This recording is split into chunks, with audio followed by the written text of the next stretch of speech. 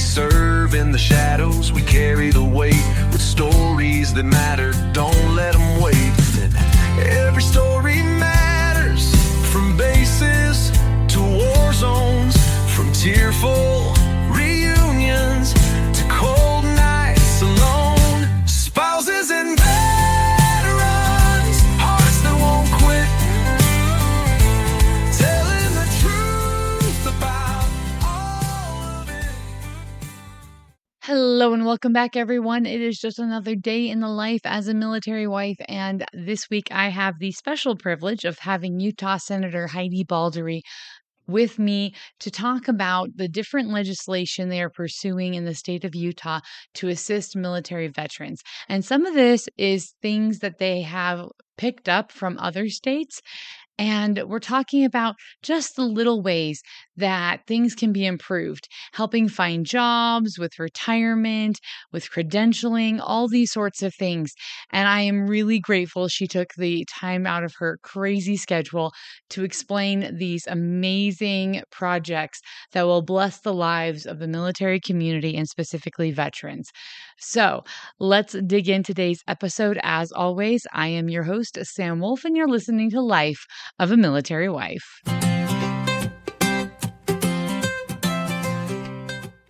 So, Senator, would you like to introduce yourself to my listeners and let them know who you are and what you're working on? Sure. My name is Senator Heidi Balderree, and I am here in Utah, and I cover parts of 4 different cities, one in South Salt Lake County, and then 3 in northern Utah County. So if you're familiar with the area, it's Draper, Lehigh, Saratoga Springs, and Eagle Mountain. And I am coming up on my 2-year anniversary next month. I came in on a special election, which means I'm special. And I got to do that, and I got to do it all over again, and I got to run for re-election the following year. And so now I'll be the senator here for the area till through 2028. And one of the things that I've focused on as a legislator every year that I've been in, I came in October of 2023, but 2 legislative sessions. In both sessions, I ran military bills along with some other legislation, but the military is something that's important to me. My grandpa retired from the Navy as a chief petty officer, was there at World War II at Pearl Harbor. I've got my dad was on nuclear submarines in the Navy and was a lieutenant in the Navy. And then on my husband's side, his dad, he's got a dad and older brother who were Marines, and his younger brother who was in the Air Force. And so, whether it's, you yourself are a military member or someone who is, our national security and even our state security is dependent upon our military members who agree to serve for us. And so the least I could do is to look over their needs. And that's been a real honor and a privilege. Yeah, well, you've talked a little bit about, and we've talked a little bit about some of the stuff you're working on. The bill you're currently putting together will help enable veterans, military service members who are transitioning out of the military into the public sector and private sector to find better paying jobs using their military experience. How does that work exactly? So the bill that I'm running is called a military crosswalk. And it's a bill I actually tried to run my very first year. And frankly, they just told me we're not ready for this bill yet. And that's okay, because, if you're persistent, then you get what you want. And this year it's in drafting phases, and we're moving forward. So it's very exciting. And I would just tell people, don't give up with your first no and your first objection. So, and I think the reason for that initial pause was because it is a big undertaking. Up until now, several states have really kind of gone after this occupational licensing reform for military members on a piecemeal approach, where they'll take the low-hanging fruit, let's say for a medic, and then translate those skills to something in the private sector, to maybe a nurse or a doctor or something like that. And those are pretty easy to translate, those skills. But there are lots of skills that are learned in the military, and all of them deserve to be, recognized, because heaven forbid, when someone gets home, they have to spend redundant time, redundant money for skills that they've already obtained. Now, I work for Western Governors University, and it looks like you're familiar with them. Oh, love them. Absolutely love them. I recommend that university to everyone, active duty, whatever, military wise, because they are fabulous at accommodating the military community. They're one of the best schools for military service members and veterans as alike.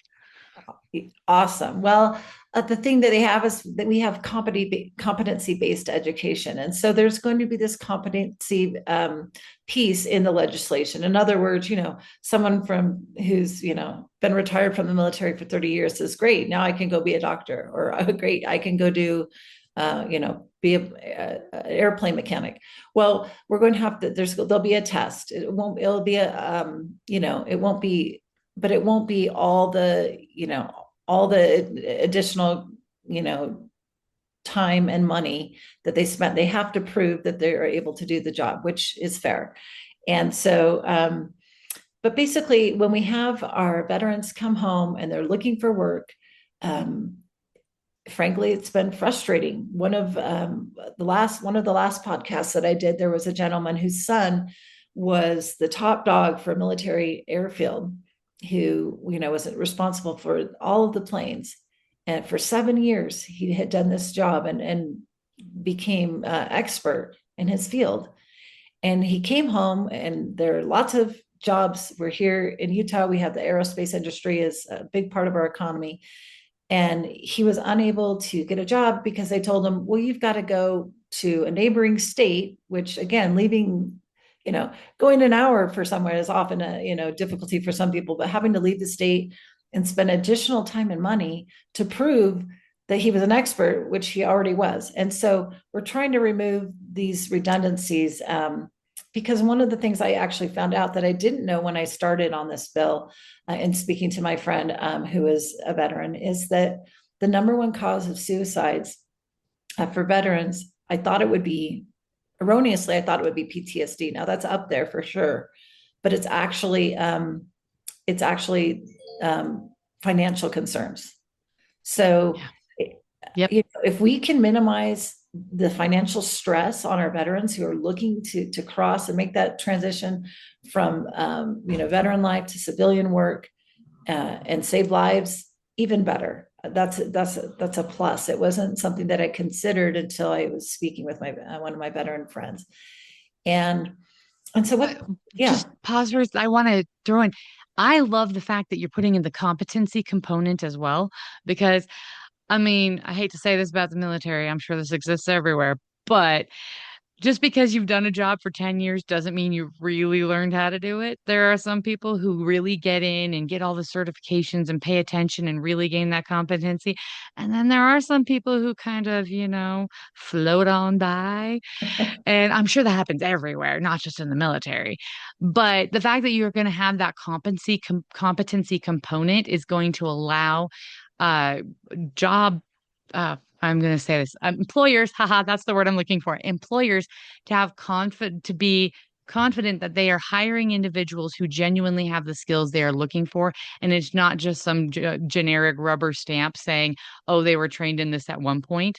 So I like that because it gives an accountability to the service member, but it also allows for them to have that pathway. So thank you. That's a really thoughtful way of doing it, because otherwise these certificates can mean nothing. They can be an absolutely wasted piece of paper if the employers don't trust that they actually have value.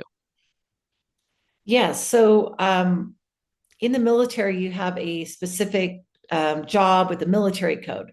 Yep. So, for example, in the Army and the Marine Corps, they use the term MOS, which stands for Yep. military occupational skill. The Air Force uses AFSC, or Air Force Specialty Code. The Navy uses NEC, or Navy Education Code. And the Coast Guard uses DMOS, or Duty Military Occupational Skill.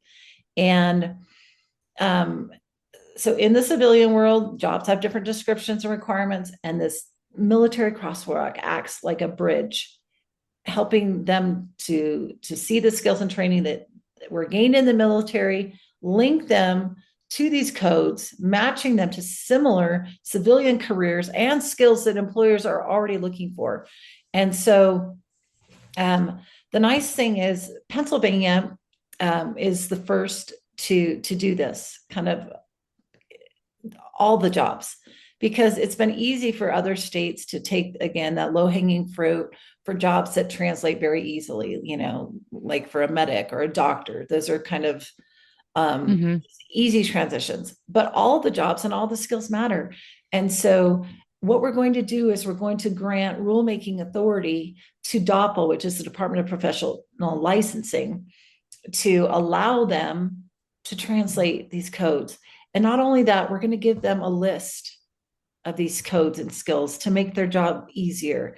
And, it's super helpful. So if you were like, for example, a generator mechanic, they would find, so you wouldn't have to go and do like an apprenticeship or like or whatever. If you've done those electricals, because I know that going through the apprentice programs and stuff can take forever. If Mhm. you've done all of these things in the military, it would shorten all of that. That's what Exactly. you're saying? Yeah, exactly. Yay! That's so Yeah. awesome. So translate the job experience or qualification into a job or a license. And it's it's groundbreaking because again, I already tell you the story about the gentleman whose son was we talked about who was on the Yeah, airfield?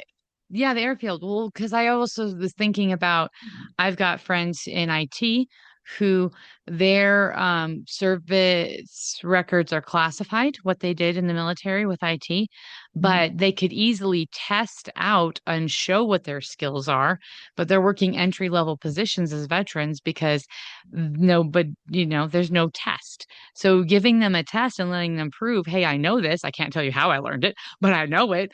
Um, so that means there's not a security risk of them, having to divulge classified stuff, but they can still show you the skills that they learned. And I love that bridge for individuals whose records are classified.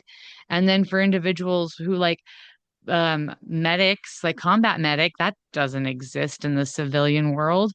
But they could easily be translated into maybe like a paramedic ER. or yeah, ER trauma. I ER mean, right? trauma right there. And so instead of having to use GI bills to get those new certificates or whatever, they can save those for their spouses or their families or higher education and then be able to make those transitions because oftentimes people leave the service when they already not always, but they leave the service sometimes when their family is older. So they're already looking at they're having to start over and then they've got kids who are needing to launch. And so being able to use those funds somewhere else allows for more financial security. That is huge because veterans homelessness and underemployment and all of those things are genuine issues. And if we can help give them the tools to make their money go further, to better provide, they don't want a handout. They want to work for it. And this gives them the dignity and the ability to be those providers still. Because this is the other thing that you might not have realized that ties into that. And I've heard this from veterans that I've worked with when they get out, they lose a sense of identity and purpose. They've always had the mission. They've always had the job security. They've always had that team. And now they have to go find something new. And people and companies are less stable. And so people move around. And it's hard for them to find that team, that next mission, that stability. And so when that is made easier and they're able to find a job that they can provide for their family, then that helps them regain that sense of identity and purpose because they want to be providers, they want to work, and enabling them to do that helps them with that mental health and self identity. So I that this really has a lot of ramifications people may not realize on the surface when they hear the bill. Yeah, I'm super excited. And the nice thing is, like any piece of legislation, it's customizable, it's editable, right? Amendable. So if we figure out something's not working or something, we learn a way to do it better, we can improve the legislation. And it's a beautiful thing. Um, You were saying you worked on some other bills, though. oh yeah, What were yeah. the other ones? So one that I passed this year was super exciting. As a matter of fact, the Department of Defense told me that they're looking as propping it up as model legislation for other states to follow, and that is it's support for military families who are include this includes both active duty orders and permanent change of station orders outside of the state. And it's basically addressing the need for our military families by allowing our service members, as well as their spouses, to vest in their 401k plans earlier than the standard 4-year vesting period that we have here in the state of Utah. That's So awesome. it's amazing. It's right. If I'm tired of the cold and I want to move to the south of France or Arizona or Florida, that's my choice, and I leave those benefits, that benefit match on the table. But as our military members who are required as a part of their duty to move, they should not be penalized because they often move frequently. Certainly before that 4-year time, and often they marry military members or people who are in the Utah retirement system, such as our firefighters, police officers, educators are also in that system. And occasionally there's divorce, but most of the time when families move, they're moving together. And so this would apply to their spouse if they're also in the retirement system. They will also vest automatically. That is incredible because military spouses go through so much struggle because our careers have to be portable or something we can reinvent at every duty station. And so being able to have that ability to invest in that and have that security blanket for when this military roller coaster ends is huge because it allows us to then feel like we're going to be able to help take that burden off our spouse when we know we're transitioning out. Well, a little bit of the burden. Right, right. You still have to deal with the move, which is rough. Yeah. And honestly, another conversation that was had around this piece of legislation was conversations with our local chambers of commerce, to suggest that the private sector not mandate, because I don't think that's the government's place to tell the private sector what they have to do, but to recommend that they might do something similar for their employees. Because I have my master's in human resource management, and I know that I've just narrowed my talent pool, of this great resource of military members if I don't have something similar at my company. And so, it's good practice everywhere. Yeah, it is. And well, I know that in certain IT industry, they will be more accommodating to reserve and guard members who, um, when they go onto their reserve duty and a guard duty, their pay drops because the military is paying them less than they were making in that. They'll actually cover the gap. And then they also don't count it against their vacation and sick leave, which is huge. And so those companies that will do that, make those accommodations, are more competitive to get these service members. And if you want these veterans, if you want these people with these skills, then thinking like that's not a bad idea. So I love that you're trying to encourage that in the private sector. Of course, we can't mandate that. It's private, That's right. but That's right. always good to encourage things like that. And you know what? Companies that pick these up will start to notice the benefits, so it makes a big difference. One of the other things that the state of Utah has done is that we passed a military tax credit that eliminates the individual income tax on military retirement pay. So, we're hitting it at the younger and intermediate stages of service, as well as at the end. So that's just another way that we help our veterans. I have And so another too. Oh, okay. Keep going. Keep going. Don't want to cut you off. Oh yeah. So and then the other bill that I did in my first year was to say, look, if you've got an occupational license that is expiring and you are in active duty and you're on deployment and it expires, we are not going to charge you that penalty. We're not going to penalize you and charge you that fee. We're going to waive the fee and we're going to allow you an extension until you've returned. Because when you're out there serving, we don't want you to have to worry about that particular part of your life when you're doing something more important. Well, and then also, as a military spouse, I love that because that's one less thing for the spouse to try to figure out for the service member. Because, oh my gosh, the amount of paperwork we're stuck doing. And I mean, you always have to have a power of attorney, people. All military spouses out there have your power of attorney because you're good. There's going to be paperwork. But at Yeah. least that's one less thing that the spouse who's trying to already keep everything together has to worry about, and they can just let the service member take care of it when they get back. So that's really very considerate and just amazing. And honestly, as a military family, there are these little, they're not flashy, they're not glamorous, they're not going to catch a bunch of headlines, but people don't understand how much this means to the military community. So often we get forgotten. We just live in a day and age now where there is a good chunk of the US population who may never have met or spoken to a service member in their life. And so they don't always understand what we're going through. And so the fact that you are from a family that has served, you have friends, you're attached to that community, and you're willing to take the unglamorous committee assignment of working with us wonderful military people and helping us out. We appreciate that.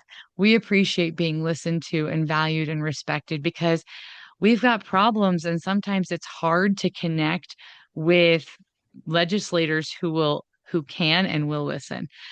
You often are very busy, and I know you guys work hard and you're doing a lot of amazing things.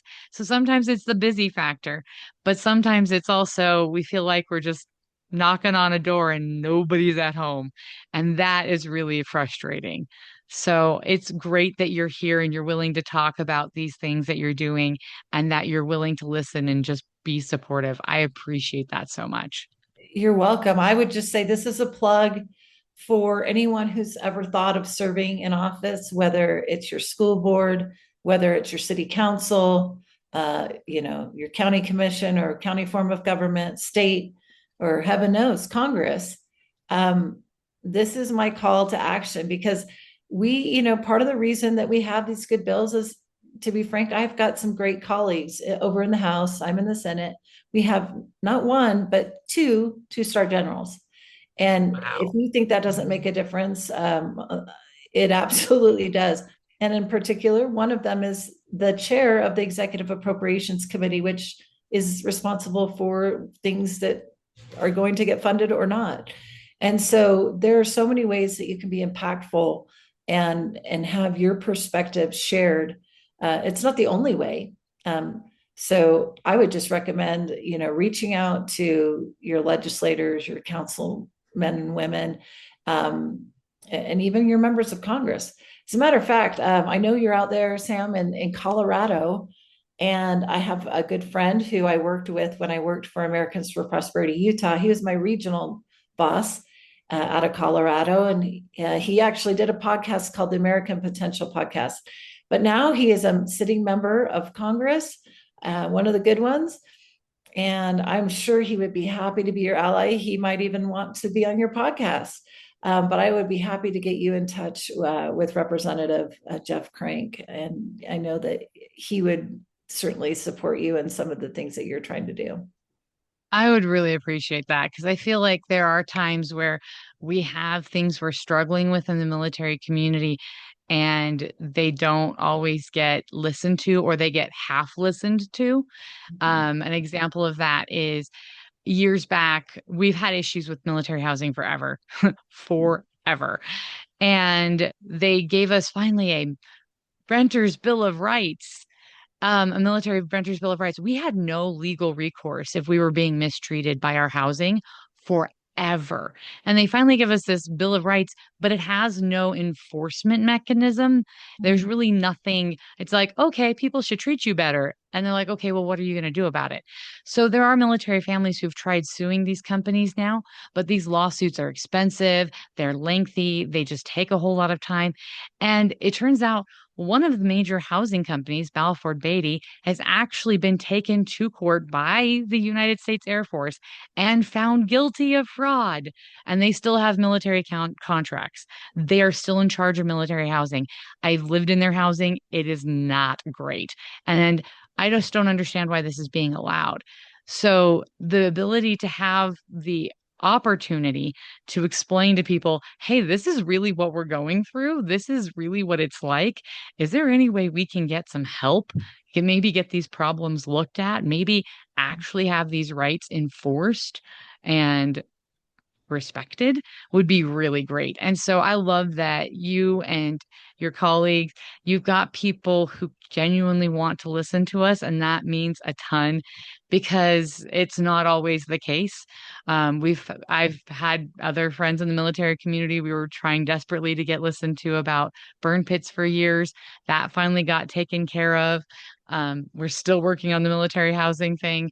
But all of these little bills, all of these little things add up to really improve the lives of our service members. And for the first time in a while, we're almost at full strength in the military. Recruitment is through the roof. So things are getting better. There is a light at the end of the tunnel. People do care and they are listening. And I want my listeners to hear that. Our voices are starting to be heard, and it's because of people like you. And I appreciate that immensely. And so I want to tell you about something I do. And some of my listeners will already know this, but some of them might not. I do more than just connecting resources and things like this. I also interview military veterans because their stories matter and their service matters. And so often our veterans don't feel like they contributed anything. They're like, "Oh, I never gotten a medal or award or fought in a major conflict, so I don't have anything worth talking about." And that's just not true. Every contribution to our national defense matters.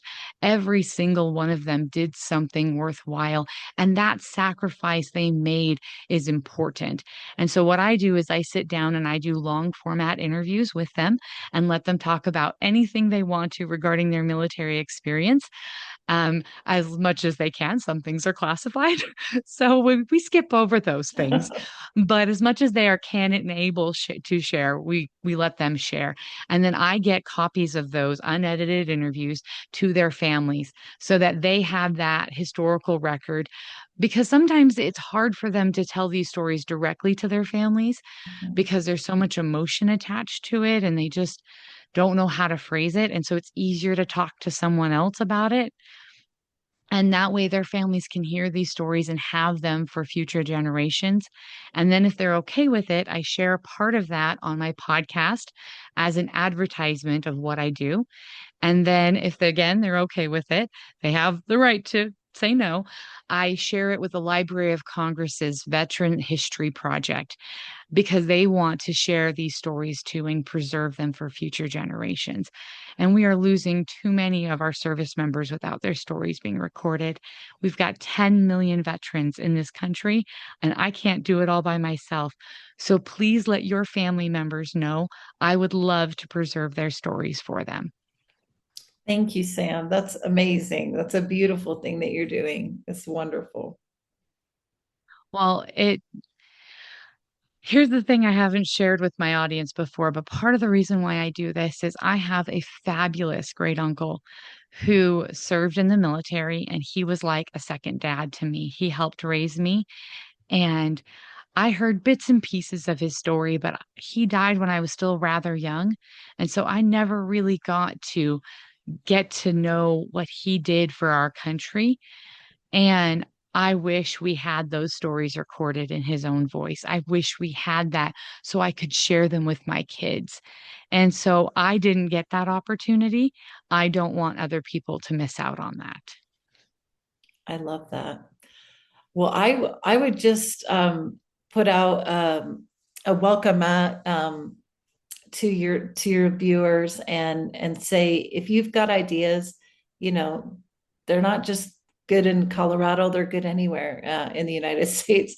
And so if you'd like to contact me, I just recommend that you can call, text, or email me. My legislative phone is a cell phone, so text takes phone calls or text. But that number is area code 385-910-3237. And then my legislative email is H, B as in boy, AL, D as in David, ERREE at the @ symbol, LE.Utah, spelled out UTAH.gov. Thank you. And please send those to me so I can put them in the description below, because sometimes, writing it down can be a little bit much for people, and having just a link is a little easier. So thank you Sure. for that. And thank you for doing what you're doing and caring. And I really do encourage anybody who is out there and listening, take advantage of this. We have a legislator who we have someone who wants to listen to us. This is awesome. I'm so excited about it. So thank you for taking the time to come and talk about what you're doing, what you have done, what you're going to continue to work to do.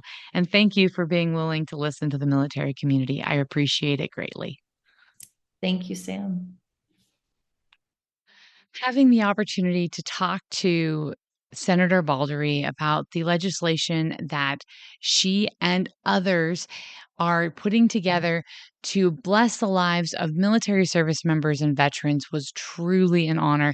And I am just so grateful that we do have people out there who care about our service members, and that she, as one of those legislators, was willing to take her time to come on this show and explain those benefits to all of you. So here's what you guys can do now. Share this episode out. Like, subscribe, comment, and pass it on to your friends, whether you are a military family member or you have someone you know who is a veteran. These forms of legislation, these different assistances and tools that are being put together can make a huge difference. And the more that our representatives in Congress, whether at the state or federal level, know that these are things we need, the more that we reach out and speak up and say, hey, I like that bill, please vote for it, the more likely we are to get these programs and assistances that we need as members of the military community. So thank you to her, and thank you to everybody who is taking the time to sincerely and genuinely consider the needs of service members and their families and veterans as well. Because as we are given the tools to succeed, we will be able to then thrive and help America even more after we get out of the military. So, also, like I told the wonderful senator, if you are a veteran or you have a veteran in your family and you would like their story preserved, I can do that for you as well, not just her. That is something I can do for any veteran or family member of a veteran who wants that done. And I really love hearing all of those stories of our amazing service members and what they have contributed. Their lives matter, and what they have done has meaning. And we need them to know that we love them and support them. So, thank you to all of my amazing listeners. It is because of you that all of this is possible, and I appreciate your support and encouragement. Let's be the good that we want to see in the world. And as always, I am your host, Sam Wolf, and you're listening to Life of a Military Wife. Spouses and veterans, hearts that won't quit, telling the truth about all of it. This life we live is hard and real, giving a voice to the lives that we live. But this life we live is warm but strong, and every story deserves its song.